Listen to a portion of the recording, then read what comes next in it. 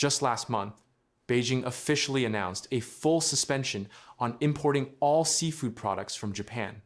Immediately after, a large number of Japanese seafood orders originally destined for China were urgently canceled. According to forecasts, this ban could cost Japan more than $500 million over the next year.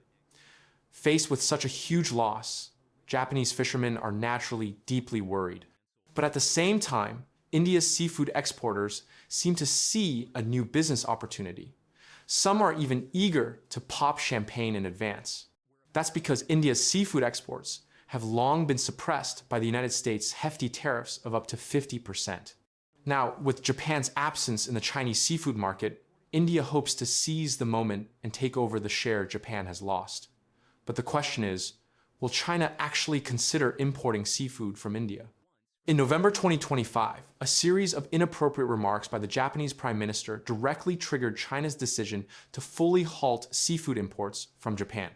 A few days later, about 4 tons of Japanese seafood that had just arrived at port and were ready to enter the market were immediately sent back, and all previously confirmed orders were canceled at once. For the Chinese market, which had long been highly reliant on Japanese imports, this kind of sudden vacuum period is extremely rare.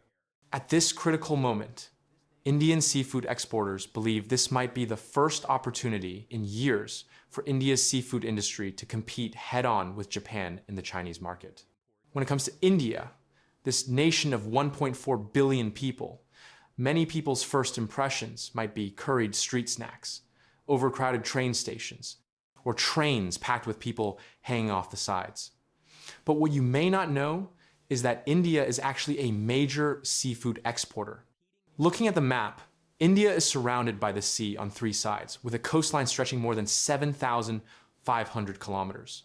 It sits in tropical waters, one of the most biodiverse marine regions in the world.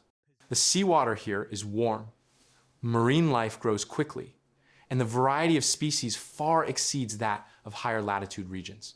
To the west, the Arabian Sea has high salinity, suitable for large commercial fish species, while to the east, the Bay of Bengal is rich in nutrients and especially abundant in shrimp resources. Under these conditions, India alone enjoys the typical characteristics of 2 major oceans, making it naturally an ideal zone for seafood production. As far as I know, India's national fishery resources currently cover an area of 34,000 square kilometers. And because it is close to the Indian Ocean, one of the world's most important maritime routes, it not only makes offshore fishing convenient, but also significantly reduces export transportation costs. Thanks to this geographic advantage, India has long become a major hub for seafood processing and exports. At present, most of India's seafood is exported to the Middle East, the EU, and the United States. In addition to resource and location advantages, the Indian government has spent the past decade continuously investing in building fishery bases, aquaculture farms, cold chain logistics, and processing factories. It has also introduced policies to provide subsidies and tax incentives for export companies. These measures, combined with its natural geographic strengths, have helped Indian seafood gradually gain a solid foothold in the international market. According to official data from 2024, India's total seafood export value reached about $7.4 billion with an export volume of 1.7 million tons. These Indian seafood products are mainly shipped to the United States, China, the European Union, and Southeast Asian countries. Among them, the United States has always been India's largest export market, consistently accounting for around 35% of total exports.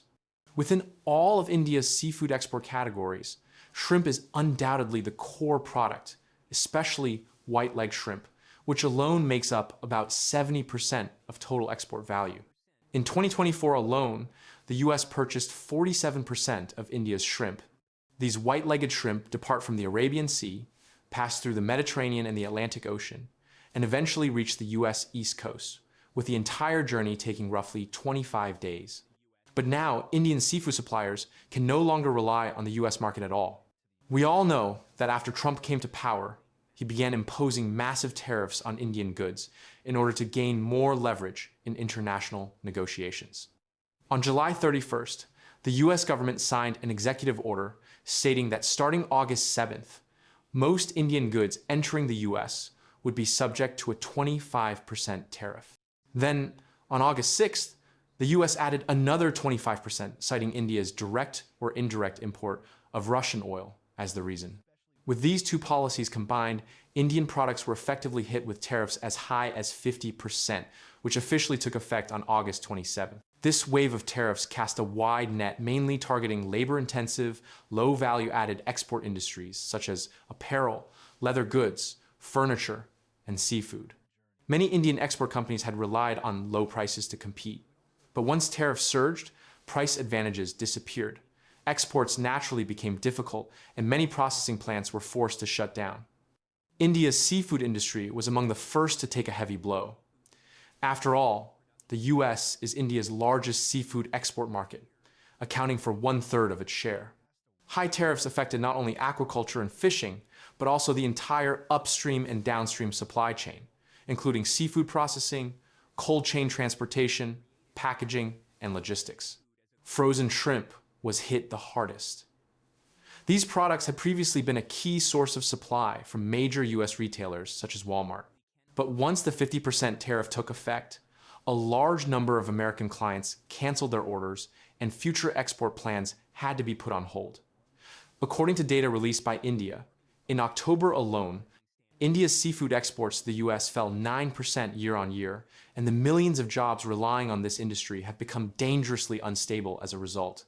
To ease the crisis, the Indian government urgently approved a $5 billion relief package specifically aimed at supporting export-oriented industries such as seafood and textiles. Although this offers short-term breathing room, long-term dependence on government subsidies is not a sustainable solution. China is a massive consumer market with a population of 1.4 billion, and it is also the world's second largest seafood importer. Although China's domestic aquaculture industry is highly developed, it still cannot meet the country's growing demand for seafood. In 2024 alone, China's total seafood imports reached approximately $18 billion. Within this market, Japan has long held a dominant position as the core supplier of high-end seafood products. Before all this, Japan's annual exports to mainland China were roughly maintained at around $560 million, mainly consisting of shellfish, mollusks, sea cucumbers, and other mid to high-end categories.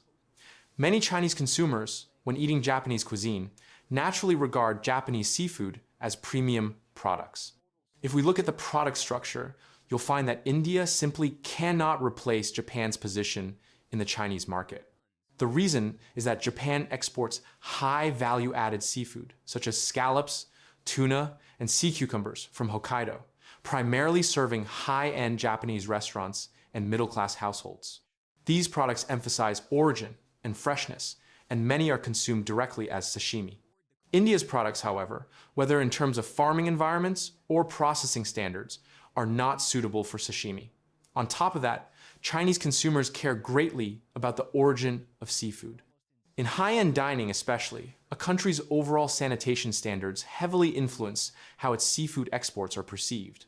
In comparison, among the many seafood products India exports, the main focus is frozen shrimp. These products target mass consumption, sold to supermarkets and wet markets, competing on low prices and large volumes. They simply are not in the same category as high-end seafood used in Japanese cuisine and therefore cannot serve as substitutes. So the idea that India could take this opportunity to enter China's high-end seafood market is basically unrealistic. In my view, India will also face an even stronger competitor if it wants to enter the Chinese market, and that is China's domestic seafood supply chain.